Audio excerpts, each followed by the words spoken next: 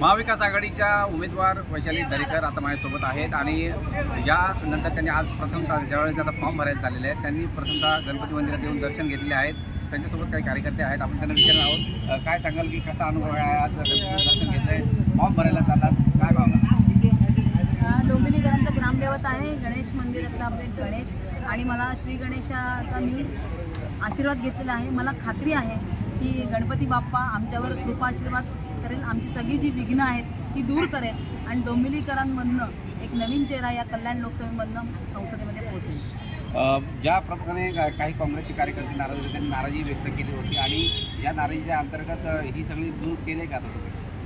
नाराजी वगैरे अशी काही नव्हती आहे। काही वेळेला कार्यकर्त्यांना असं वाटतं की मी तिथे पोहोचले नाही आहे, परंतु तसं काही नाही, त्यांची नाराजीही दूर झालेली आहे। त्यांना समजून सांगण्यात आलेलं आहे की काय चालू आहे, गाठीभेटी चालू आहे। ते मला वाटतं की आता काँग्रेसच काय तर संपूर्ण घटक पक्ष जेवढे आहेत इंडिया आघाडीमधले ते इंडिया अलायन्समधले सगळे घटक पक्ष कामाला लागलेले आहेत आणि खूप चांगल्या प्रकारे प्रचार सुरू आहे। कोणत्या नेमके मुद्दे घेऊन आपण चाललेला आहात आणि आता शेवटचे 20 दिवस राहिलेले आहेत, शेवटच्या टप्प्याचा प्रचार बाकी आहे, तुम्ही तर घरोघरी प्रचार करतच आहात, अजून कशा प्रकारचा प्रचार करणार?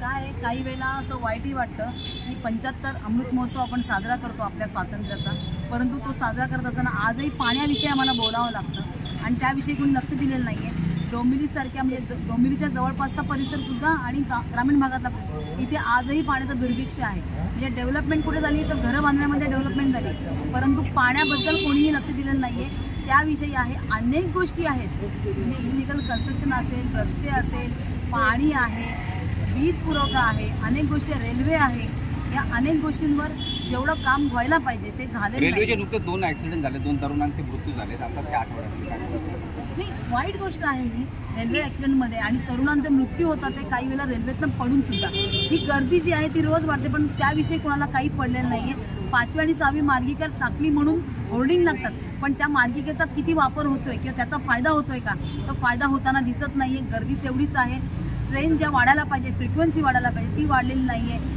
दिवा लोकांची ओरड आहे दिवाकरांची की आमच्याकडनं ट्रेन सुटत नाही, मुंब्रावाले आहेत त्यांची पण ओरड आहे, त्यांच्याकडनं लोकल सुटत नाही आहे। हे अशा अनेक गोष्टी आहेत ज्याच्याकडे लक्ष द्यायला हवं होतं, ते दिलं गेलं नाही आहे। मला खात्री आहे जनतेने मला ज्या वेळेला ही उमेदवारी मला आता उद्धव साहेबांनी दिली आहे, जनता निवडून दिल्यानंतर ह्या प्रश्नांकडे मी नक्की लक्ष घालणार।